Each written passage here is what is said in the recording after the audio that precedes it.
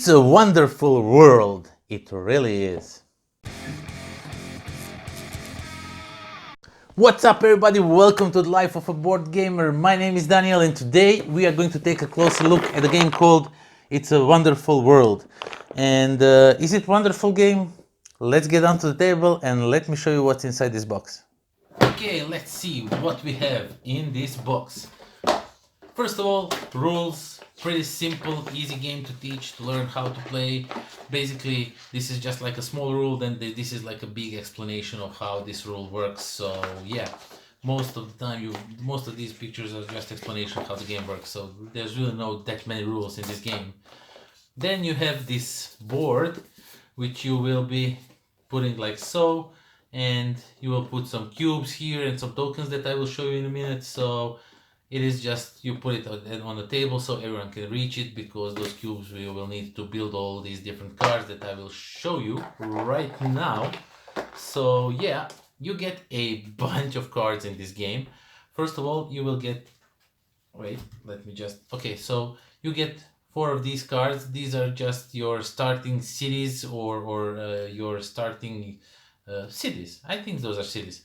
And you can play either on the side, where you will have some special ability and scoring and production that no other players have, or you can flip them on this side and everybody will produce and do the same thing throughout the game. And I think there's more of those, but for some reason I don't see them right now. I think they're okay, so it's here. We get one more. So yeah. And now you get a bunch of these cards. As you can see, there is a lot of cards in this game, and I mean a lot of cards in this game, and really a huge number of them is unique. There's only one of these in the deck, which I find really great. But yeah, basically these cards, you will be playing these cards, you will be drafting them throughout the game. And over here you can see what they require. This one requires you to have 6 yellow cubes on it and 2 of these tokens.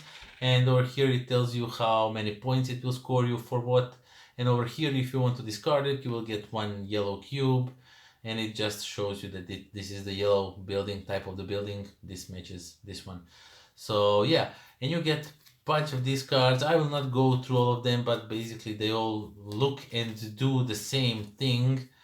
So they require you more or less cubes to build, and they will give you some different cubes depending what you want to do with them.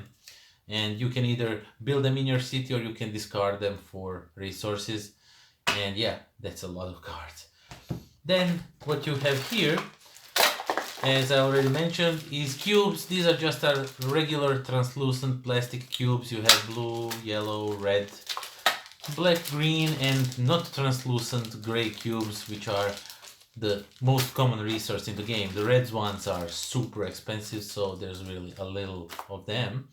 And then you have these. This is just where is it? Where's that cardboard? So this cardboard, you just keep red cubes here, and all the other color cubes go on the main board.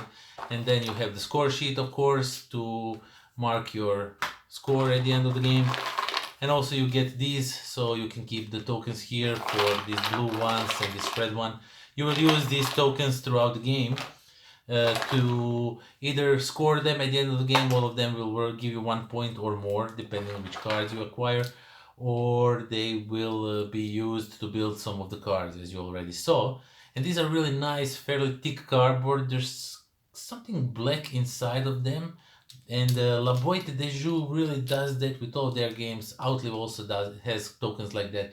And these are really nice, sturdy cardboard tokens, and I love them and how they look. And yeah, that's everything that comes in a box of It's a Wonderful World.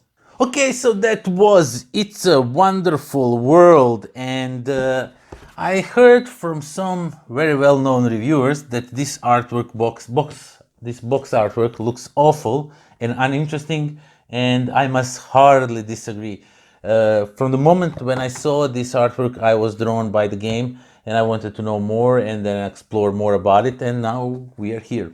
Okay, so the game itself It is basically a Seven Wonders, but a more forgiving version.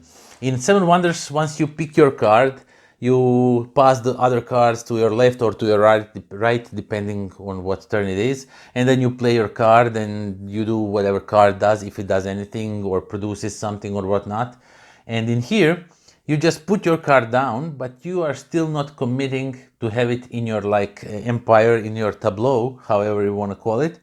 After you have all done the rounds, you have all had time to pick some cards, you will then take all these cards and you will decide which of these cards you will discard for all these cubes in different colors. They have named what they are, but I can really not remember what they are now called, but it really doesn't matter, it's just cubes in different colors.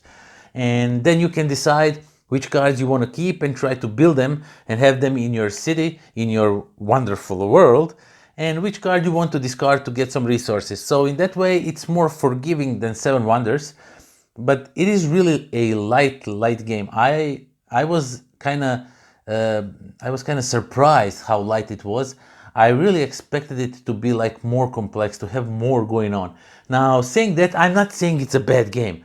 I really enjoyed it, but it was like 4 turns, super fast game, and it just left me feeling like I want something more out of it. Like the gameplay was really simple, really basic. You will just get 8 cards or whatever number of cards. Maybe I'm mistaking it right now. You will get some cards and then you will decide, okay, I want to build this one, I want to build this one. It is interesting how you build them because when you are gathering these cubes, you are going by the certain order. So first you have to pick up those gray cubes, and then with those gray cubes you might be building some cards that will give you black cubes, and black cubes are next that you want to pick up, and then you will get some extra cubes that you might just help you build some extra cards to get green cubes that are coming later in a scoring round, not scoring like collecting resource round. And yeah, I like that, thinking ahead of time, even though I have a huge problem with it, but I really like it. And in this game, for some reason, I like when you are playing different factions, when you have something that other players don't.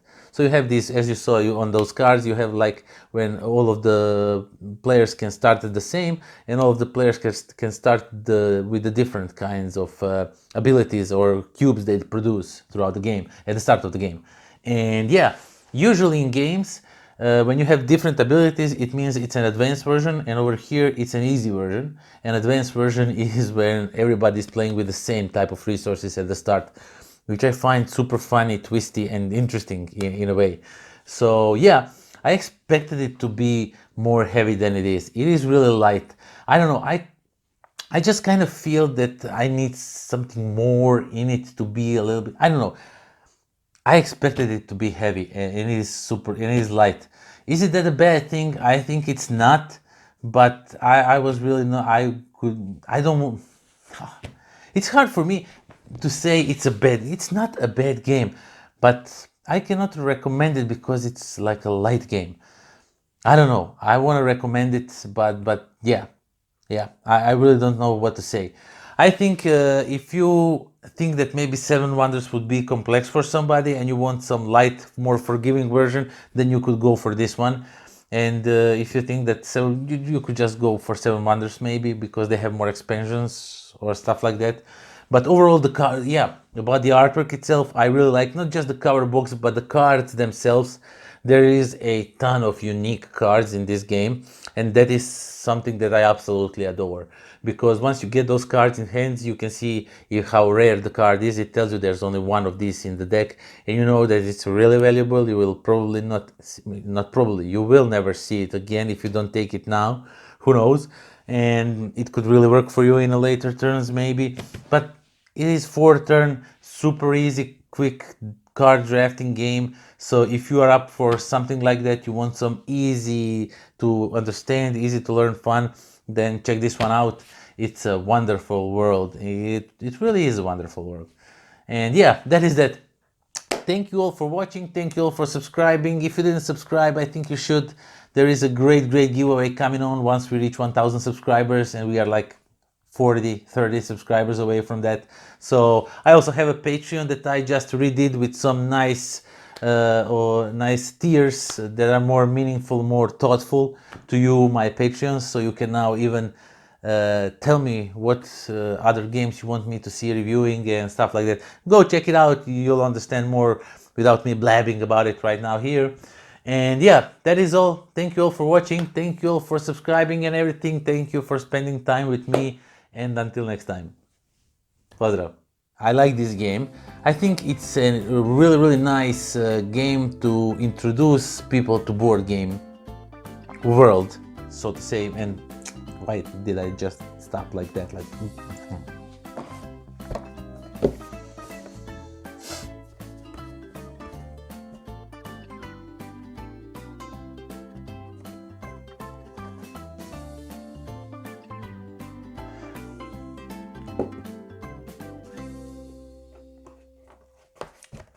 This video was brought to you by philibertnet.com, the game in all its states.